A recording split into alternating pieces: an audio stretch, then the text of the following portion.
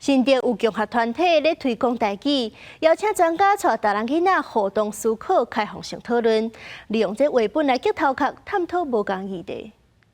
到底安怎样叫做上乖？安怎样叫做无够乖？安怎样哈？是毋是足奇怪？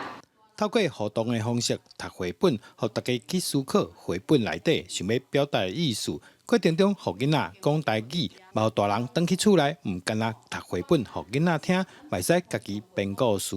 嘛看图伊嘛就会使按图来开始来想看卖讲，伊家己编一个故事嘛会使。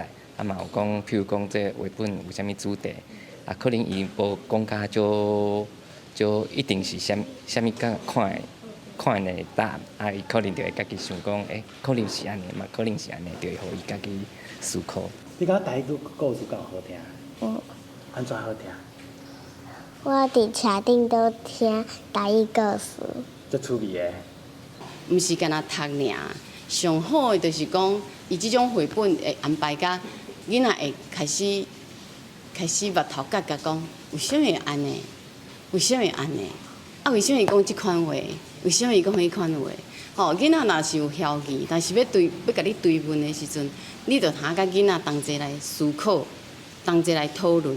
专家建议家长陪囡仔阅读的时，会当加互囡仔去学习思考，真侪代志其实并无一个正确的答案，互相思考、互相讨论，互囡仔自由发挥，讲出想法，也是真好的代志。